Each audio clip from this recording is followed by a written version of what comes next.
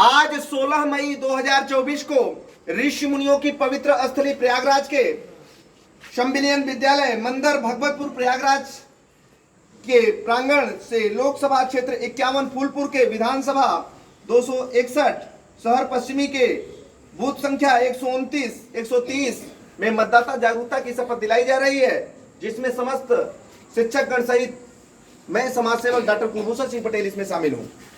सब लोग दाहिने हाथ को सामने करेंगे, मेरे साथ बोलेंगे बच्चों। हम भारत के नागरिक लोकतंत्र में अपनी पूर्ण आस्था रखते हुए यह शपथ लेते हैं कि हम अपने देश की लोकतांत्रिक परंपराओं की मर्यादा को बनाए रखेंगे तथा स्वतंत्र, निष्पक्ष एवं शांतिपूर्ण निर्वाचन की गरिमा को अक्षुण्ण रखते हुए निर्भीक होकर धर्म, वर्ग, जाति, समुदाय, भाषा अथवा अन्य किसी भी प्रलोभन से प्रभावित हुए बिना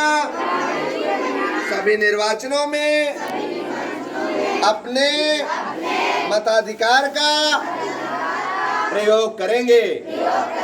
जोर से बोलेंगे, भारत माता की, भारत माता की, भारत माता की, वंदे वंदे वंदे। बच्चों, आने वाले 25 मई को हमें 100% मतदान करा करके पूरे भारत में प्रयागराज का नाम नंबर 1 रखना है।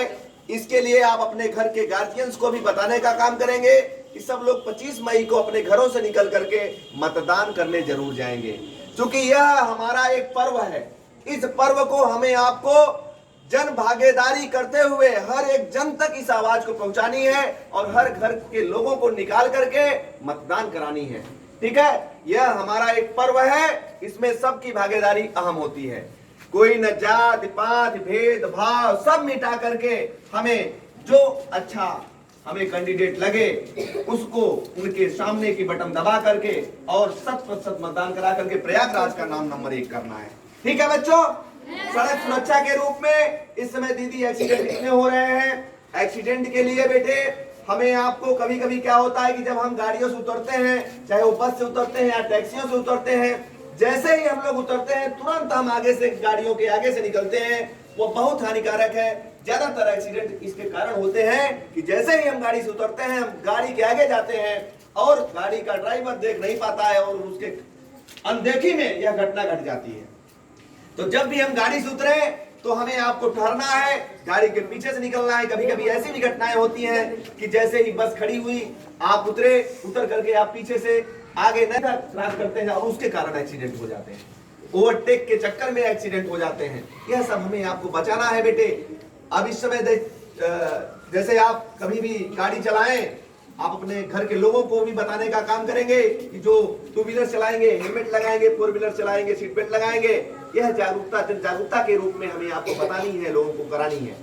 इस समय हीट वेव का बहुत बड़ी दिक्कतें हैं बेटे। इसके कारण हम आप जब भी विद्यालय आए बेटे, है ना, रुमाल लेकर के आए, सर को ढक करके हम जाएं। कारण यह है कि जब हमारा विद्यालय बंद होता है तब उस समय दीदी बहुत तगड़ी धूप होती है, उस समय हमें आपको सर को ढकने की जरूरत है बेटे।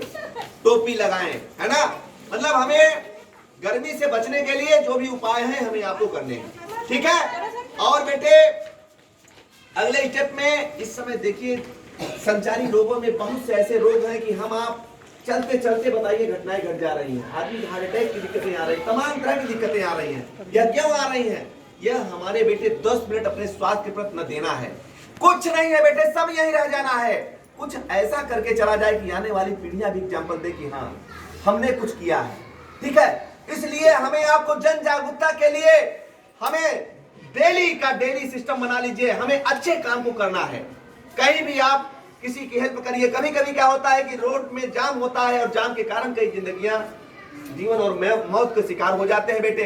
हमें आपको उन एम्बुलेंस की गाड़ियों को निकालने के लिए हमें आपको उनको रास्ता देने का काम करना चाहिए। अपने सारे काम छोड़ करके, ज्यादा जरूरी काम ना हो तो उनको छोड़ करके आप उनको रास्ता दिलवाने का काम करेंगे।